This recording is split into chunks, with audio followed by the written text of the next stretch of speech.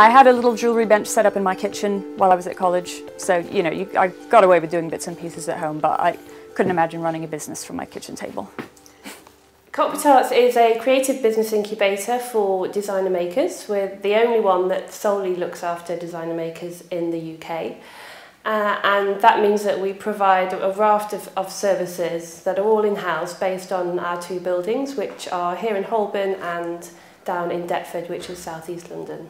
We're in the process of becoming a fully fledged social enterprise. So we have our social enterprise status, and the aim is for us to generate the vast majority of our own income through licence fees, so that we're not having to fundraise to plug that gap, and we're set to make a profit, our first surplus next year, which is really exciting. Business incubation involves providing a series of support services to the makers here, and there are three core strands. One is the space, so that's managed workspace, which includes a place to work, but also office facilities, storage space, meeting rooms. Then there are marketing and selling opportunities, primarily our open studios, which take place twice a year. Instantly, you've got 2 retail selling exhibitions a year that you don't have to apply to, you don't have to do the PR for it, or you have to do some, but they take care of all that, they take care of all the organisation. So you get that as part of your being at Cockpit. So to me, that was hugely important. And finally, my area, which is business development support. So we have on-site coaches that provide one-to-one support to all of the makers here, as well as a series of training workshops, a business growth loan scheme for the more established makers who want to take their business to the next level.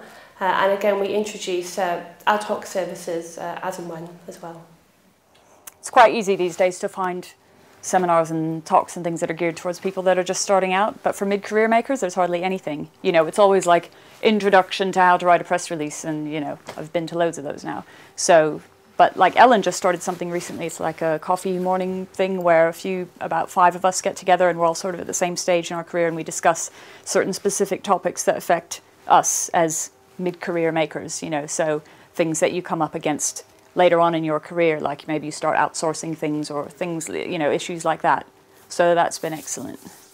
Because we work so closely with our clients and we gather data on them and their business performance, so we have a lot of hard evidence to show that they are viable businesses, that they're growing, that they're paying taxes, that they're contributing economically to the area. And for that reason, we're really, really valuable to you know, the local authorities and the government agenda in general. It's quite easy to forget how lucky I am to be here, you know, because you talk to other people who don't have something like this in the city where they live, and they're like, oh no, where am I going to set up? You know, and they really struggle to network and to find people who are like them, and you almost take it for granted that you're surrounded by like-minded people, and that's what kind of keeps you sane. So yeah, it's really good.